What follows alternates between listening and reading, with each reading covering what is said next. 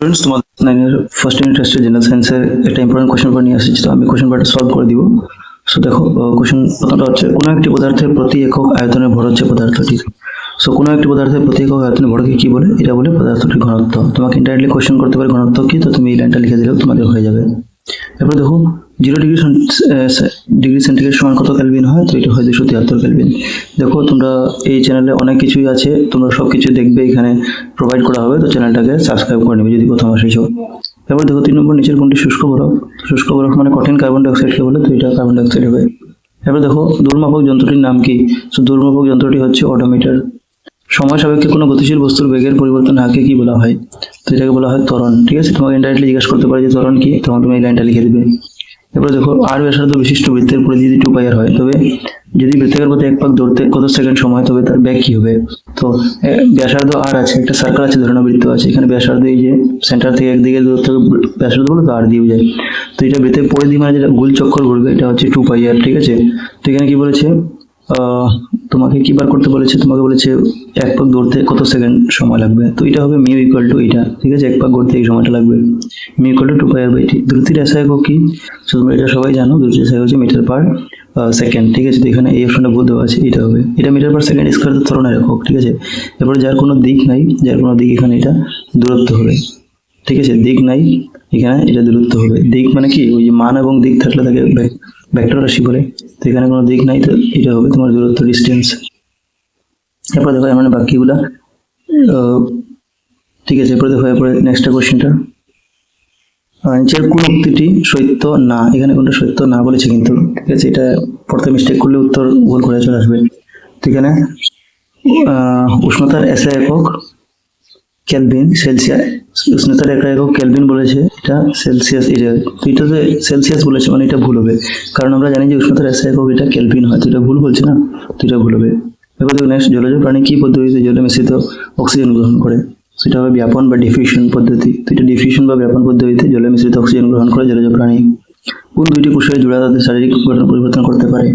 সেটা তোমাদের হবে অপশনগুলোর মধ্যে কারেক্ট হয়ে যাবে এখানে এমিবা এবং ডাব্লিউবিসি কোষ। এটা কি করে? তাদের শারীরিক গঠন পরিবর্তন করতে পারে। তো দেখো ত্বরণের এসআই একটু আগে বললাম, ত্বরণের SI metre per second square.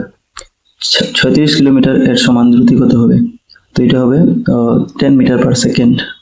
ঠিক আছে, 10 মিটার পার সেকেন্ড। ঠিকই অপশন দেখা নিয়েছে যে স্টুডেন্ট দেখিয়েছে। কি শুরুতে ত্বরণের মান 0 হবে? দেখো স্টুডেন্ট আমার কোশ্চেন পাঠিয়েছে, তোমরা আমাকে কোশ্চেন পাঠিয়ে দেবে, নাম্বারটা দিচ্ছি হোয়াটসঅ্যাপ নাম্বার 8638415404। এখানে আমি দিবা, তোমাকে সলিউশন করে দিব, আর যেখানে তোমার কিছু হেল্প লাগবে আমি করবো, এই নাম্বারে তুমি নিশ্চয়ই পাঠাবে। ঠিক আছে, তো কি শর্তে ত্বরণের মান 0 হবে? ত্বরণের মান 0 হবে যখন বেগের পরিবর্তন যদি হয় না, বেগের পরিবর্তন না হলে ত্বরণের মান ওই তোমার 0 হবে। পদার্থের মোট কয়টা অবস্থা আছে? এখানে পদার্থের মোট এমনি তো 3টা অবস্থা আছে, কিন্তু 5টা অবস্থা বর্তমান আছে। ঠিক আছে, আমি দেখবো বইয়ে প্রথম পাঠে। অন্ত আণবিক আকর্ষণ বল সর্বাধিক কোন জায়গাতে হবে? তো এখানে কঠিনের মধ্যে আন্তরিক বলছে বাষ্পীভবনের হার কমায়, এই প্রশ্নটা। তো বাষ্পীভবনের হার অপশনের মধ্যে তোমাদের কারেক্ট হয়ে যাবে, এখানে আর্দ্রতা হবে। আর্দ্রতা এটা বাষ্পীভবনের হারটা কমায়। কোন কণাকে কোষের পাওয়ার হাউস বলা হয়? এটা সবাই জানো, মাইটোকন্ড্রিয়াকে। এরপরে কোন বৈজ্ঞানিক প্রোটোপ্লাজম শব্দটি তৈরি করেন? তোমাদের 3 নম্বর পার্ট থেকে নেওয়া হয়েছে, জানি না তোমাদের এটা ইন্টারেস্টেড ছিল না, তো এখানে আছে। সো এটা হবে তোমাদের পার্কিনজে। পার্কিনজে বৈজ্ঞানিক ছিলেন, তিনি ওই প্রোটোপ্লাজম টার্মটা ব্যবহার করেছিলেন। রাইবোজোমগুলির কেন্দ্র হলো, রাইবোজোমের কেন্দ্র হবে প্রোটিন সংশ্লেষণ করে রাইবোজোম। ঠিক আছে, এটা কাজ এটা। মানবদেহের বৃহত্তম কোষ কোনটি? সো এটা তোমাদের হয়ে যাবে যেটা পেশিকোষ। ঠিক আছে, এটা পেশিকোষ হয়ে যাবে এখানে আনসার। এরপরে উদ্ভিদ কোষের কোষ প্রাচীরের প্রধান উপাদানগুলি কি কি হয়ে যাবে? আনসার হবে সেলুলোজ। কোষ প্রাচীর প্রধান উপাদান উদ্ভিদ কোষে। এরপর ক্রোমোজোম গঠিত হয়, তো এটা ডিএনএ এবং প্রোটিন। এটা অন্য কোশ্চেন রিপোর্ট হয়েছে, আগের কোশ্চেন দেখবে। তো ডিএনএর কার্যকরী একক কি? জিনকে ডিএনএ কার্যকরী একক বলা হয়। এবার দেখো লাস্ট একটা পেজ আছে, কোনটি কিলোমিটার আওয়ার প্রকাশ করা হয়? সরি এক সেকেন্ড, কোনটি কিলোমিটার পার আওয়ারে প্রকাশ করা হয়? সেখানে তোমাদের হয়ে যাবে দ্রুতি যেটা আছে, এটা কিলোমিটার পার আওয়ারে লেখা যায়। এবার দেখো কিছু প্রশ্ন উত্তর আছে। ত্বরণের এসআই একক, ত্বরণ কি, ত্বরণের এসআই কি? তো ত্বরণ কি, তো বলবে সময়ের সাপেক্ষে বেগের পরিবর্তন হারকে ত্বরণ বলে। ঠিক আছে, আর এসআই একক তোমরা জানো মিটার পার সেকেন্ড স্কোয়ার, এরকম লেখা যায়, বা তুমি মিটার এস দিয়ে -2 লিখলে এটা মিটার পার সেকেন্ড স্কোয়ার হয়ে পড়ে। ঠিক আছে, ms -2 লিখলেও চলে, সেইভাবে লিখতে পারো। এখানে প্রমাণ করো বলেছে, এখানে এটা প্রমাণ করার জন্য এই এটা ভি আছে, নাইনের মতো বোঝাচ্ছে। এই V minus you by T একটা ফর্মুলাই আছে, তো এটা এখন প্রমাণ করে দেখাতে পারবো না, তোমরা এটা করে নিবে।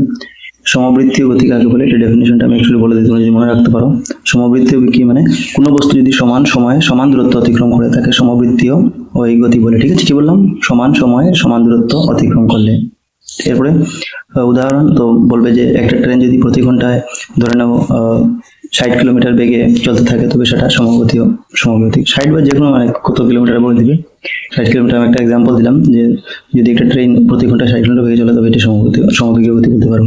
দ্রুত এবং দ্বিতীয় বেগের পার্থক্য, দ্বিতীয় বেগের পার্থক্য অনেকটা আছে, কিন্তু একটা তোমাদের মনে রাখার বলে দিচ্ছি, যেটা আমার মনে আছে বর্তমানে। দ্রুতি হচ্ছে স্কেলার রাশি আর বেগ যেটা এটা ভেক্টর রাশি। দ্রুতির কেবল মান আছে আর বেগের মান এবং দিক দুটোটা আছে। ঠিক আছে, অনেকটা আরও আছে, প্রমাণ করো, এগুলো তো এখন দেখানো সম্ভব নয়। কোষকে কেন জীবনের আধার বলা হয়? লিখে দিবে যে কোষ জীবদেহের গঠন এবং কার্যকারিতার মৌলিক একক, এবং সকল জীবে ওই দেহ কোষ দিয়ে গঠিত এবং সমস্ত জীবন ক্রিয়া কোষে সংগঠিত হয়, তাই কোষকে জীবনের আধার বলা হয়। এটা তোমরা বলতে পারবে এটার জন্য। ঠিক আছে, এরপরে উদ্ভিদ ও প্রাণী কোষের মধ্যে পার্থক্য। তো উদ্ভিদ কোষে তোমরা বলবে কোষ প্রাচীর থাকে, প্রাণী কোষে কোষ প্রাচীর থাকে না। উদ্ভিদ কোষে ক্লোরোপ্লাস্ট থাকে আর প্রাণী কোষে ক্লোরোপ্লাস্ট থাকে না। দুইটা জাস্ট এক্সাম্পল জেনে বললাম, অন্য লিখতে পারবে। এখানে গোলকি বডির গঠন, কার্য, এগুলো তোমরা নিজে লিখবে। এরপরে গ্রীষ্মকালে আমরা সুতির কাপড় কেন ব্যবহার করি? তো সুতির কাপড় কারণ হচ্ছে যে সুতির কাপড় যেটা এটা ঘাম সহজে অ্যাবজর্ব করে, মানে শোষণ করে, এবং ঘাম যখন হাওয়ায় বাতাসে বাষ্পীভূত হয় তখন শরীর থেকে তাপ বেরিয়ে যায় এবং শরীর ঠান্ডা হয়ে থাকে এর জন্য। ঠিক আছে, এটা সিম্পল একটা কারণ। পদার্থের কণাগুলি বৈশিষ্ট্য, এগুলো সেকেন্ড পার্ট থেকে নেওয়া হয়েছে তোমাদের বিজ্ঞানের। সো পদার্থের কণাগুলি খুব ক্ষুদ্র, তাদের মধ্যে ফাঁকা স্থান থাকে, কণাগুলি সর্বদা গতিশীল থাকে পদার্থের, কণাগুলির মধ্যে আকর্ষণ বল থাকে, এগুলো লিখে দিবে তোমরা কয়টা। সেগুলো কোয়েশ্চেন তোমরা নিজেই করবে। ঠিক আছে, এই 573 ডিগ্রি সেন্টিগ্রেড এবং সেলসিয়াস স্কেলে পরিবর্তন করো। তো কেলভিন থেকে যখন সেলসিয়াস নিবে তখন কি করবে? 273 বিয়োগ করে দিবে। তো 573 থেকে যদি তুমি 273 বিয়োগ করো তখন এটা কেলভিন থেকে সেলসিয়াস চলে যাবে। তো 573 273 গেলে কত হবে? আমার মনে হয় 300 ডিগ্রি সেন্টিগ্রেড হবে, 300 ডিগ্রি চলে যাবে। আর 300 কেলভিন কি করবে? তো সেম এটাও ওই 300 কেলভিন থেকে 273, 300 কেলভিন থেকে তোমার 273 বিয়োগ করে দিবে। মানে যখনই কেলভিন থেকে সেলসিয়াস নিয়ে 273 বিয়োগ করবে তো 300 থেকে 273 বের কত হবে? 27 ডিগ্রি সেন্টিগ্রেড হবে। ঠিক আছে, আর এরপরটা দেখো এটা উল্টা বলছে, তো ভেরি ইজি। সেন্টিগ্রেড কে কেলভিন স্কেলে, তো এটা প্লাস হবে। আগে ওটা মাইনাস হয়েছিল, যখন কেলভিন থেকে সেলসিয়াস যায় সেন্টিগ্রেড তখন মাইনাস, আর সেন্টিগ্রেড বা সেলসিয়াস থেকে যখন কেলভিন যায় তখন প্লাস। 273 প্লাস করে দিবে, তো 25 ডিগ্রি তার সঙ্গে 273 প্লাস করে দিবে, 298 হয়ে যাবে, তোমরা দেখবে। আর এটা 373 আছে, 373 এর সঙ্গে যখন 273 যোগ করবে তো 300 200 500, আর এদিকে 73 মানে তোমার হবে 646। 646, ঠিক আছে, 646 দেখবে। তো থ্যাংক ইউ ফর ওয়াচিং। যদি ভালো লাগে লাইক করবে।